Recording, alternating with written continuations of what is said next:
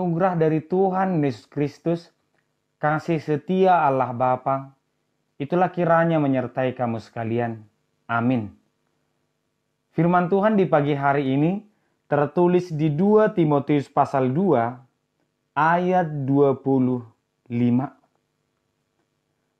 Dan dengan lemah lembut dapat menuntun orang yang suka melawan, sebab mungkin Tuhan memberikan kesempatan kepada mereka untuk bertobat dan memimpin mereka sehingga mereka mengenal kebenaran. Demikian firman Tuhan. Selamat pagi dan salam sejahtera untuk kita semua.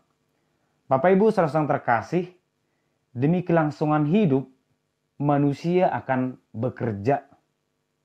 Bahkan melakukan pekerjaan apapun, yang penting itu halal untuk menjaga kelangsungan hidup.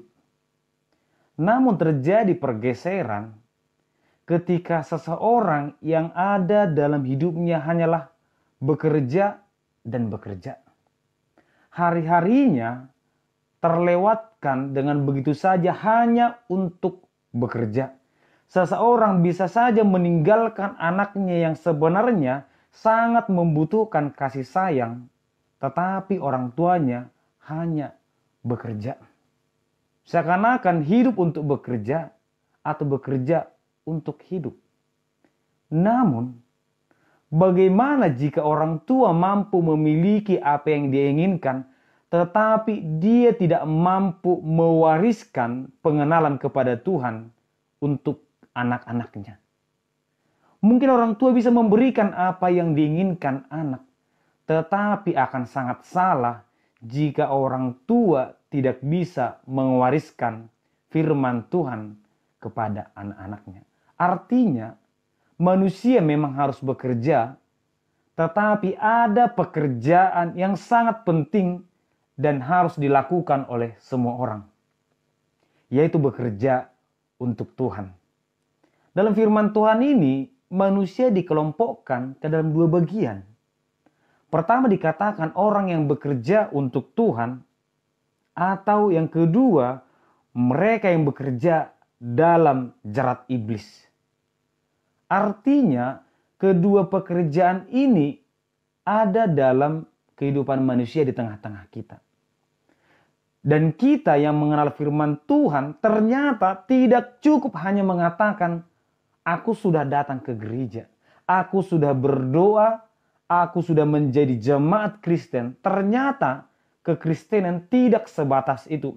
Tetapi Tuhan memakai kita agar kita bekerja untuk Dia.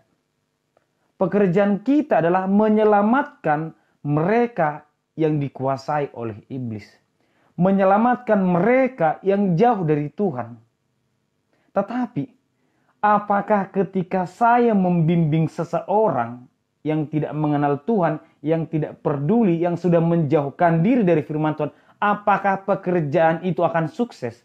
Apakah ketika kita dengan lemah lembut menuntun orang-orang yang tidak mengenal Tuhan, pekerjaan itu akan sukses?